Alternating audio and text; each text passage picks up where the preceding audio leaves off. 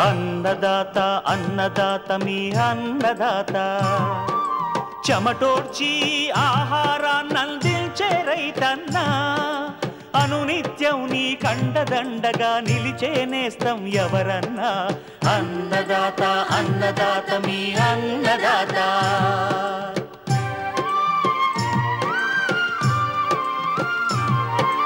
నూతన రీతుల సాగుబడికి నూరింతలు పెరిగే దిగుబడికి సూచనలిచ్చే సస్య రక్షణకు పశు పోషణకి శాస్త్ర విజ్ఞానం అందించి ముందుకు నడిపే తెలుగు రైతు భారతదేశానికి మకుటం అయ్యేలా తీర్చిదిద్దే ఆశయంతో మిమ్ము మేలు కొలిపేది అన్నదాత అన్నదాత అన్నదాత మీ అన్నదాత అన్నదాత అన్నదాత మీ అన్నదాత. అన్నదాత ప్రేక్షకులకు నమస్కారం. ఈనాటి ముఖ్యాంశాలు: సమగ్ర సస్యరక్షణలో ఎరల ప్రాముఖ్యత, వర్మీ కంపోస్టు తయారీ విధానం ప్రయోజనాలు, క్వైల్ పక్షుల పెంపకం మెలకువలు.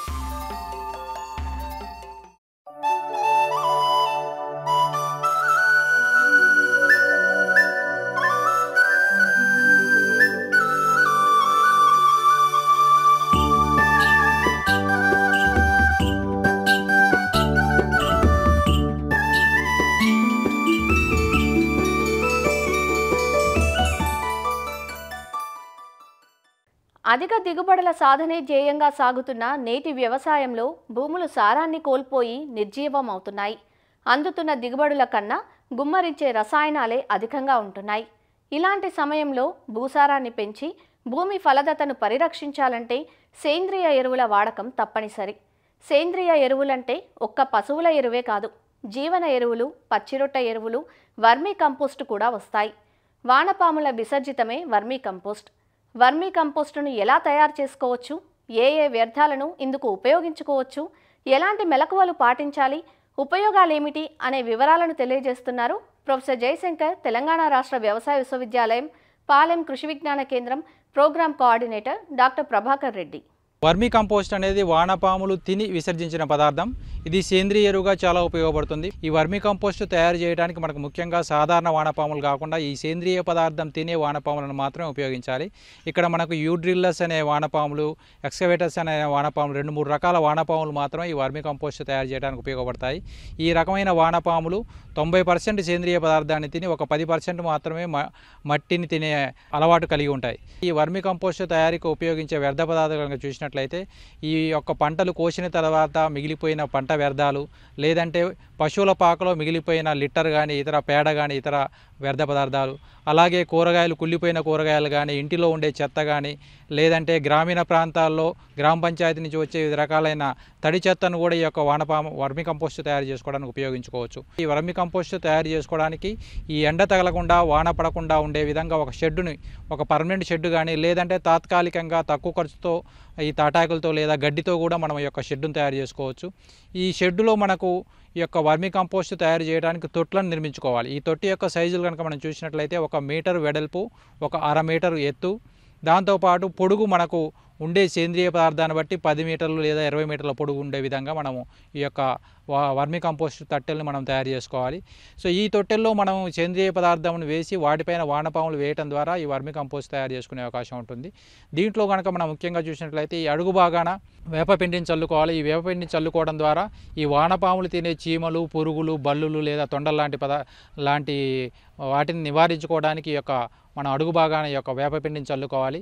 దాని మీద మనం ఈ యొక్క కొబ్బరి పీచు కానీ లేదా అరిటాకులు లేదా ఒక 2 నుంచి 3 ఇంచుల మందం ఈ కొబ్బరి పీచు, అరిటాకులు పరుచుకొని దాని మీద సేంద్రియ పదార్థాన్ని చల్లుకోవాలి, సేంద్రియ పదార్థాన్ని వేసుకోవాలి. ఈ వ్యర్థాలను, పశువుల పేడను కలిపిన మిశ్రమాన్ని ఒక 20 రోజులు పక్కన వేసి దానిపైన నీరు స్ప్రే చేస్తూ ఒక 2-3 రోజులకు ఒకసారి నీరు చిలకరిస్తూ ఉండి ఈ యొక్క పాక్షికంగా కుళ్ళిన పదార్థాలను మాత్రమే ఈ యొక్క వర్మీ కంపోస్ట్ తొట్టెలోకి తీసుకొని దానిపైన వానపాములు వదిలినట్లయితే వర్మి కంపోస్ట్ తయారు చేసుకునే అవకాశం ఉంటుంది. సాధారణంగా చూసినట్లయితే చాలామంది అనుకోవచ్చు మనకు సాధారణమైన గడ్డి కానీ అప్పుడే పీకిన కలుపు కానీ ఇతర రకాలైన సేంద్రియ వ్యర్థాల మీద డైరెక్ట్గా వానపాములు వదిలితే అది వర్మి కంపోస్ట్ తయారు కాదు. మనకి ఎప్పుడైనా పేడతో కలిపిన ఈ యొక్క వ్యర్థ పదార్థాలను ఒక 20 రోజులు పాక్షికంగా కుళ్ళిన తర్వాత మాత్రమే దాన్ని మనం ఈ యొక్క వర్మి కంపోస్ట్ తొట్టెల్లోకి తీసుకొని దానిపైన మనం వానపాములు వదులుకోవాలి. సాధారణంగా వానపాములు వదులుకున్నప్పుడు 1 చదరపు మీటర్కు 1000 వానపాములు వదలాలి. ఈ వానపాములు వదిలినప్పుడు అవి ఈ యొక్క సేంద్రియ పదార్థాన్ని తిని విసర్జించి ఆ విసర్జించిన పదార్థమే మనకు వర్మి కంపోస్ట్గా ఉపయోగపడుతుంది. ఈ యొక్క వర్మి కంపోస్ట్ తొట్టెల్లో మన యొక్క ఈ సేంద్రియ పదార్థాన్ని వదిలిన తర్వాత ప్రతి వారం రోజులకు ఒకసారి లేదా ప్రతి 2-3 రోజులకు ఒకసారి మనకు ఉండే వాతావరణంలో తేమను బట్టి ఉదయం సాయంత్రం నీటిని చిలకరిస్తూ ఉన్నట్లయితే, నీటిని స్ప్రే చేస్తూ ఉన్నట్లయితే మనం ఒక 40 నుంచి 50% వరకు ఆ యొక్క వర్మి కంపోస్ట్ తొట్టెలో ఈ మాయిశ్చర్ అనేది తేమను అనేది మెయింటైన్ చేస్తూ ఉంటే ఈ యొక్క వానపాములు వాటికి అనుకూలంగా ఉన్న వాతావరణంలో ఇవి వ్యర్థ పదార్థాలని తిని విసర్జిస్తూ ఉంటాయి. ఒక పాక్షికంగా కుళ్ళిన వ్యర్థ పదార్థాలను వేసిన తర్వాత దాటిపైన గోనె సంచులను కప్పి వాటిపైన ఈ యొక్క నీటిని స్ప్రే చేస్తూ ఉండాలి. సో ఈ విధంగా చేయడం ద్వారా అనుకూలమైన వానపాములకు అనుకూలమైన వాతావరణం ఏర్పడుతూ ఉంటుంది. అయితే మనకు ఎండ తగలకుండా లేదా వర్షం పడకుండా పైన తాత్కాలికంగా షెడ్ నిర్మించుకోవాలి. చుట్టూ వీలైతే ఈ తొండలు బల్లులు రాకుండా ఒక మెష్ను ఏర్పాటు చేసుకోవాల్సిన అవసరం ఉంటుంది. దాని ద్వారా మనకి ఈ యొక్క ఇతర రకాలైన పురుగులు తొండలు కానీ బల్లులు కానీ నివారించుకునే అవకాశం ఉంటుంది. దీంట్లో ముఖ్యంగా గుర్తుపెట్టుకోవాల్సిన అంశం ఏంటంటే మనం తీసుకునే యొక్క వ్యర్థ పదార్థాలు బట్టి మనకు 2 నుంచి 3 నెలల్లో కొన్ని సందర్భాల్లో బాగా కుళ్ళిన వ్యర్థ పదార్థాలు తీసుకున్నప్పుడు 40 రోజుల్లోనే వర్మి కంపోస్ట్ తయారయ్యే అవకాశం ఉంటుంది. కాబట్టి ప్రతి టన్ను వ్యర్థ పదార్థాలను మనం తీసుకున్నట్లయితే 600 నుంచి 700 కిలోల వరకు వర్మి కంపోస్ట్ తయారు చేసుకునే అవకాశం ఉంటుంది. కాబట్టి ప్రతి 2 నెలలకు ఒకసారి మనం వర్మి కంపోస్ట్ తయారు చేసుకున్నట్లయితే సంవత్సరంలో 6 సార్లు మనం వర్మి కంపోస్ట్ తయారు చేసుకునే అవకాశం ఉంటుంది. కాబట్టి దీని ద్వారా అంటే ప్రతి కేజీ వర్మి కంపోస్ట్ అమ్మడం ద్వారా 10 రూపాయల వరకు వచ్చే అవకాశం ఉంటుంది. కాబట్టి ఈ విధంగా ఒక టన్ను వ్యర్థాలను మనం చేసుకున్నప్పుడు 10,000 రూపాయల వరకు సంపాదించుకునే అవకాశం ఉంటుంది. ముఖ్యంగా చూసినట్లయితే మనం ఎంత మోతాదులో ఈ వర్మి కంపోస్ట్ వేసుకోవాలనేది మనకు చూసినట్లయితే సాధారణ పంటలకి 1 ఎకరాకి 1 టన్ను వరకు అంటే 10 క్వింటాల వరకు వర్మి కంపోస్ట్ వేసుకోవాల్సిన అవసరం ఉంటుంది. అదే ఉద్యానవన పంటలకు పండ్ల తోటలకు చెట్టు వయసును బట్టి ఒక చెట్టుకు 5 నుంచి 10 కిలోల వరకు కూడా ఈ వర్మి కంపోస్ట్ వేసుకోవచ్చు.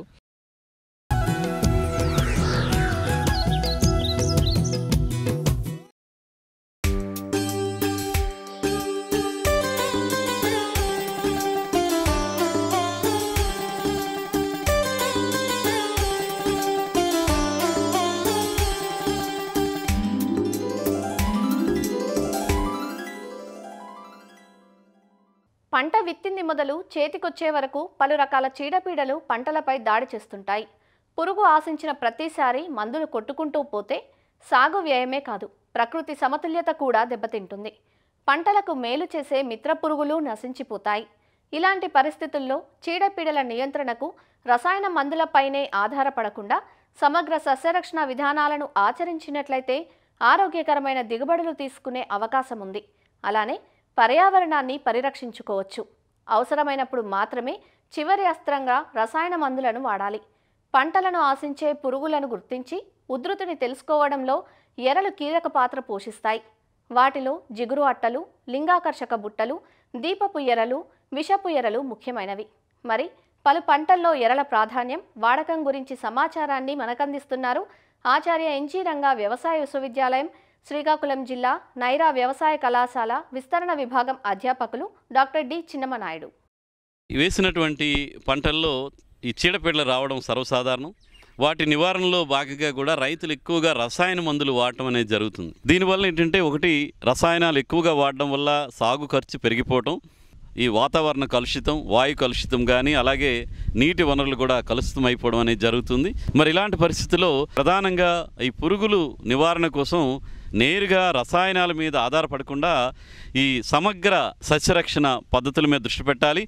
అందులో భాగంగా ఈ సమగ్ర సస్యరక్షణలో ఒక యాజమాన్య పద్ధతి ఏంటంటే ఈ జిగురు ఎరలు వాడడం కానీ, ఈ దీపపు ఎరలు వాడడం కానీ, లేదా లింగాకర్షక బుట్టలు, వీటి ద్వారా కూడా మనం పురుగుల తాలూకా ఉత్పత్తిని కానీ వాటి ఉధృతిని కానీ తగ్గించుకోవడానికి చాలా అవకాశం ఉంది. మనకి అన్ని పంటల్లో కూడా రసం పీల్చే పురుగులు వస్తుంటాయి. ఎక్కువగా కూరగాయల పంటల్లో కానీ, అపరాల పంటల్లో కానీ, ఆహార పంటల్లో ఈ రసం పీల్చే పురుగుల నివారణకి ఈ జిగురు అట్టలు అనేవి చాలా సమగ్రంగా బాగా పనిచేస్తున్నట్టు కూడా మేము గమనిస్తున్నాం.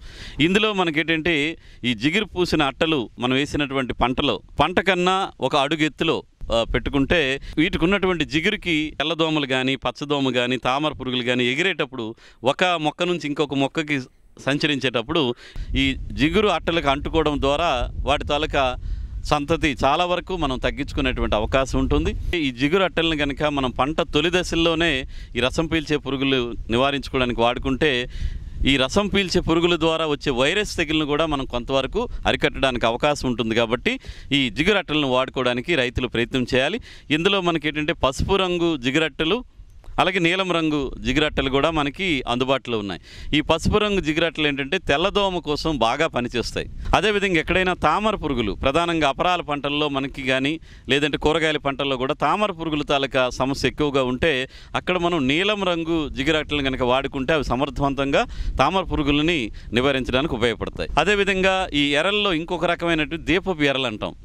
వీటిని ఏంటంటే మనం పొలం పరిసరాల్లో ఏ పంట అయినా కూరగాయల పంటలు అవనేయండి, ఆహారధాన్య పంటలు లేదా తోట పంటల్లో రసం పీల్చే పురుగులనే కాదు ఎలాంటి రెక్కల పురుగులైనా కానీ చాలా వరకు వాటిని ఆకర్షించడానికి ఈ దీపపు ఎర్రలను కనుక రాత్రిపూట సాయంత్రం 6 గంటలు 7 గంటల నుంచి మనం వీటిని కనుక వెలిగించుకునే విధంగా అమర్చుకుంటే కనుక ఈ దీపపు కాంతికి చాలా రకాలైనటువంటి పురుగులు ప్రత్యేకంగా ఏంటంటే మనకి పంటకి హాని చేసే పురుగులే ఎక్కువగా ఈ దీప ఎర్రలకి ఆకర్షిస్తున్నట్టు కూడా పరిశోధనలు తెలియజేస్తున్నాయి. ఈ విధంగా కూడా పురుగులు నివారణ కోసం ఈ దీపపు ఎర్రలను కూడా పెట్టుకోవచ్చు. లేదా రైతు స్థాయిలో కూడా వాళ్ళకి సరఫరా ఉంటే కనుక ఒక బల్బు పెట్టుకొని దాని కింద ఒక ట్రే పెట్టి దాంట్లో వాటరు కొంచెం కిరోసిన్ వేసి పైన ఫన్నెల్ టైప్ అంటే రివర్స్ కోన్గా ఉండేటువంటి బల్బు పైన కనుక పెడితే ఈ వెలుతురికి ఈ పురుగులు వచ్చి ఆ కోన్ దగ్గర వచ్చి రివర్స్లో మళ్ళీ బుట్టలో పడిపోవడానికి అవకాశం ఉండేటువంటి ఉంటాయి. కాబట్టి ఈ విధంగా మనం ఈ దీపపు ఎర్రల్ని పొలాల్లోనూ వాడుకోవచ్చు. ఎక్కడైనా స్టోరేజ్ గొడవల్లో కూడా వాడుకోవడం ద్వారా పంట నష్టాన్ని అదేవిధంగా నిల్వ చేసే ఈ ధాన్యాల నష్టాన్ని కూడా చాలా వరకు తగ్గించుకోవడానికి అవకాశం ఉంటుంది. ఇకపోతే సాధారణంగా రైతు స్థాయిలో బాగా ఎక్కువగా మనకు విరివిగా ఉపయోగపడేవి ఏంటంటే లింగాకర్షక బుట్టలు. ఈ లింగాకర్షక బుట్టలు ఏంటంటే ఇవి ఈ పురుగుల తాలూకు ఉధృతిని తగ్గించడానికి. వీటిలో ప్రధానమైనటువంటి సూత్రం ఏంటంటే ఈ లింగాకర్షక బుట్టల్లో మనం బుట్టతో పాటు ఒక ల్యూర్ పెడతాం. ఆ ల్యూర్ ఏంటంటే ఒక రకమైన రసాయనం.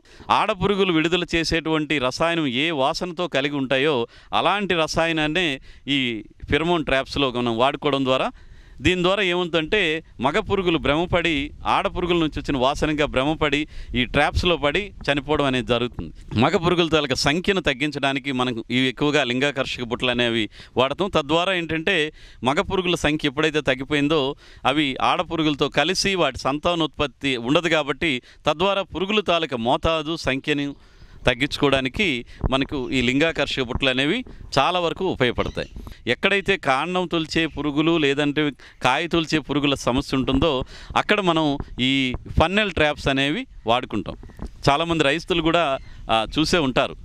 అందులో జాలి ఉంటుంది, ఆ పైన ల్యూర్ ఉంటుంది.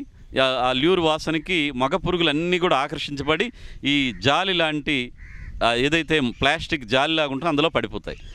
దాంట్లో పడినటువంటి పురుగుల సంఖ్యను బట్టి కూడా మన పంటలో ఆ పురుగు తాలూకు ఉధృతి ఏ విధంగా ఉందని ఒక నిర్ధారణ చేసుకొని ఒకవేళ సంఖ్య ఒకరోజు పడేటప్పుడు 5 నుంచి 10 పురుగులు దాటి మగ పురుగులు కనుక మన ఫన్నెల్ ట్రాప్స్లో కనిపిస్తే అక్కడ పురుగు ఉధృతి పెరుగుతుందని గమనించి రాబోయే వారం రోజుల్లోనే మనం ఏదైనా అవసరం మేరకు రసాయనాల పిచికారీ ద్వారా కానీ లేదంటే వేప నూనెని ముందుగా పిచికారీ చేయడం వల్ల రసాయనాల మీద పెట్టేటువంటి ఖర్చుని చాలా వరకు తగ్గించుకోవడానికి అవకాశం ఉంటుంది. అదేవిధంగా పండు ఈగకి సంబంధించి కూడా ఇప్పుడు మామిడిలో కానీ కూరగాయల పంటలు, తీగజాతి కూరగాయల పంటలు, గుమ్మడి, కాకర, బీర ఇలాంటి వాటిల్లో ఈ ఫ్రూట్ ఫ్లై అంటే పండు ఈగ తాలూకు సమస్య ఎక్కువగా ఉంటుంది. వాటికి సంబంధించి ఈ మిథైల్ యుజినాల్తో కూడినటువంటి ల్యూర్తో కూడినటువంటి ఈ ఫెరమోన్ ట్రాప్స్ అని చెప్పేసి మనకి ఎక్కువగా దొరుకుతూ ఉంటాయి. నీడ ప్రదేశంలో కొమ్మలకి గనక వేలాడదీస్తే మగ పండు ఈగలు చాలా వరకు ఆకర్షింపబడతాయి. కాబట్టి ఆ విధంగా మనకి ఈ పండ్ల తోటల్లో ఈ పండు ఈగ తాలూకు సమస్యని చాలా వరకు తగ్గించుకోవడానికి అవకాశం ఉంటుంది. అదేవిధంగా ఈ దోస కానీ బీర కానీ గుమ్మడి కానీ ఇలాంటి తీగజాతి కూరగాయల్లో కూడా ఈ మనకి పండు ఈగ సమస్య ఎక్కువ ఉంటుంది. అక్కడ కూడా మనకి ఏంటంటే క్యూ ల్యూర్ అని చెప్పేసి అలాంటి ల్యూర్ని వాడుకోవడం ద్వారా మన పండుగ సమస్యను మనం సమర్థవంతంగా నివారించుకోవడానికి ఆస్కారం ఉంటుంది. కాబట్టి ఈ పురుగుల నివారణ కోసం రైతు సోదరులు నేరుగా రసాయన మందుల మీదకి వెళ్ళిపోకుండా ఇలాంటి పద్ధతులను కూడా అవలంబిస్తేనే మనకు సాగు ఖర్చు తగ్గించుకోవడం, వాతావరణ కలుషితం తగ్గడం, నాణ్యమైనటువంటి ఆహార పదార్థాలని చేయడానికి, నేల నీటి తాలూకా వాతావరణ ఆరోగ్యం కాపాడడానికి కూడా ఈ లింగాకర్షక బుట్టలు, ఎరలు, అది స్టిక్కీ ట్రాప్స్, జిగురు అట్టలు కూడా ఉపయోగపడతాయి. కాబట్టి రైతులు తప్పనిసరిగా వాడాలని చెప్పేసి కోరుతున్నాను.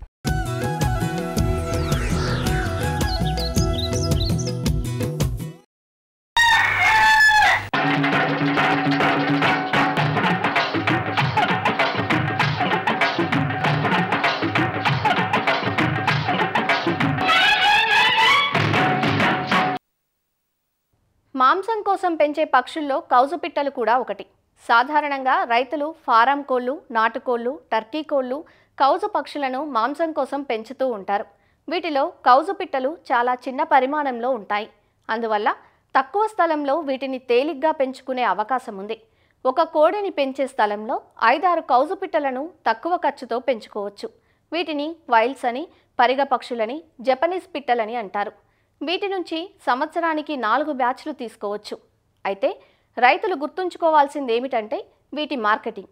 కౌజు మాంసానికి డిమాండ్ ఉండే దాబాలు, హోటళ్లతో ముందుగా మాట్లాడుకొని విక్రయించగలిగితే పెంపకం లాభసాటిగా ఉంటుంది. కౌజు పిట్టల పెంపకంలో మెలకువలు, ఆదాయ వ్యయాల గురించి రాజేంద్రనగర్లోని పివి నరసింహారావు వెటర్నరీ విశ్వవిద్యాలయం పౌల్ట్రీ సైన్స్ విభాగం assistant professor doctor T Srilatha నుంచి తెలుసుకుందాం. సో కోళ్ళ పెంపకం తో పాటుగా ఈ కంజుపిట్టలు అనేవి తక్కువ కాలంలో, తక్కువ పెట్టుబడితో, తక్కువ స్థలంలో పెంచబడే విధంగా ప్రాచుర్యం చెందింది. సో ఈ మధ్య కాలంలో చాలామంది రైతులు మరియు నిరుద్యోగ యువత వీటి పట్ల ఆసక్తి చూపిస్తూ ఉన్నారన్నమాట. ఈ కంజుపిట్టలు 6 నుంచి 7 వారాలలో గుడ్లు పెట్టడం ప్రారంభించి సంవత్సరానికి 280 నుంచి 300 గుడ్లు పెడతాయి. సో వీటి యొక్క గుడ్లు మచ్చలు కలిగి ఉండి కొన్ని తెల్లని రంగులో కూడా ఉంటాయి. ముఖ్యంగా ఈ కంజుపిట్టలని మాంసం కోసము పెంచుతున్నారు. ఈ ఒకరోజు ఉన్న క్వాయిల్ పిల్ల బరువు 7 నుంచి 9 గ్రాముల వరకు ఉంటుంది. మాంసం కోసం పెంచే కంజుపిట్టలు 5 వారాల వరకు 220 నుంచి 250 గ్రాముల బరువుకి చేరుకొని మార్కెటింగ్ చేయడానికి వీలుగా ఉంటుంది. అంటే ఎదిగిన కంజుపిట్టలు రోజుకు 25 నుంచి 30 గ్రాముల వరకు దానా తీసుకుంటాయి.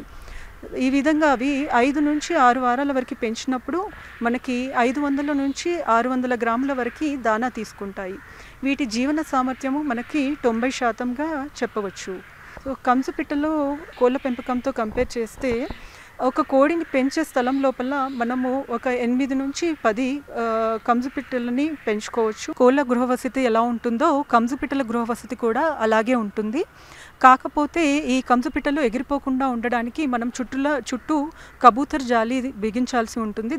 ఒక చదరపు అడుగుల్లో మనము 5 నుంచి 6 కంజుపిట్టలని పెంచవచ్చు. ఒక 10x10 అడుగుల ఉన్న రూమ్ లోపల 500 కంజుపిట్టలని మనం పెంచడానికి వీలవుతుంది.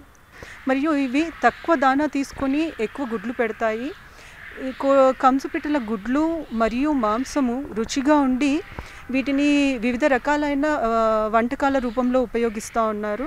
ఈ కంజుపిట్టలోని ప్రత్యుత్పత్తి కోసం ఉపయోగించినప్పుడు వీటిని మొగ మరియు ఆడ నిష్పత్తి 1:3 నిష్పత్తి లోపల ఉంచాల్సి ఉంటుంది. తర్వాత వీటి సంపర్కాన్ని మొదలైన తర్వాత 4 రోజుల తర్వాత గుడ్లను సేకరించాల్సి ఉంటుంది. ఈ గుడ్లు కోడి గుడ్లతో పోల్చితే వీటి యొక్క షెల్ అనేది పల్చగా ఉంటుంది కాబట్టి వీటిని సేకరించేటప్పుడు జాగ్రత్తగా సేకరించాలి. మరియు వీటిని పొదిగించడానికి పొదుగుడు యంత్రాలు అంటే ఇంక్యుబేటర్స్ని యూజ్ చేయాల్సింది ఉంటుంది. ఇంక్యుబేటర్లో ఉంచినప్పుడు 15 రోజులు సెట్టర్లో మరియు 3 రోజులు హ్యాచర్లో ఉంచుతాము. సో దీనికి తగిన ఉష్ణోగ్రత మరియు ఆర్ద్రత అనేది మనము మెయింటైన్ చేయాల్సి ఉంటుంది. వీటిలోంచి పిల్ల బయటికి రావడానికి 18 రోజుల సమయం పడుతుంది.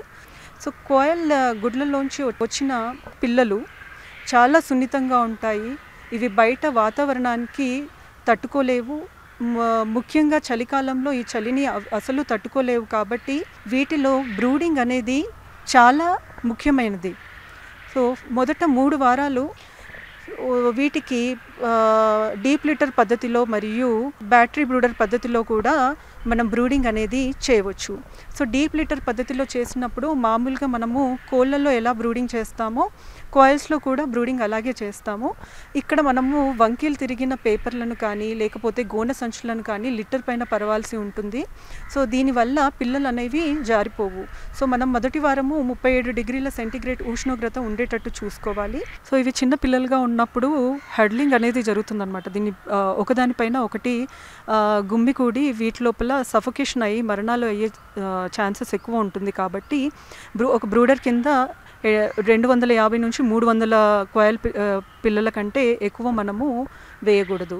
సో వీటితో పాటు మనం దానా తొట్లు కానివ్వండి, నీళ్ళ తొట్లు వాడినప్పుడు తొట్లలో గులకరాళ్ళు లాంటివి వేస్తే కోయల్ పిల్లలు దాంట్లో పడే అవకాశము ఉండదు. 3 వారాల వయసు తర్వాత ఈ మనము వీటి లోపల లింగభేదం అనేది చేయవచ్చు. మగ కోయల్ పక్షులలో మెడ కింద భాగంలో గోధుమ రంగులో ఈకలు ఉంటాయి. అదే ఆడ కోయల్ పక్షుల లోపల గోధుమ రంగు ఈకుల పైన మనకి నల్లటి మచ్చలు అనేవి కనిపిస్తూ ఉంటాయి. ఒకవేళ వీటిని 5 వారాల తర్వాత మనం గుడ్ల కోసం కనుక ఉపయోగిస్తే వీటిని గుడ్లు పెట్టే గృహానికి 6 వారాల తర్వాత మార్చాల్సి ఉంటుంది. సో 5 వారాల తర్వాత మాంసం కోసమే అయితే వీటిని మార్కెటింగ్ అనేది స్టార్ట్ చేసుకోవచ్చు. జనరల్గా మనకి కోళ్ళల్లో ఉదయం సమయంలో గుడ్లు పెడతాయి. ఈ కంచు పిట్టల లోపల మధ్యాహ్నం సమయంలో గుడ్లు పెట్టడం అనేవి మొదలవుతుంది.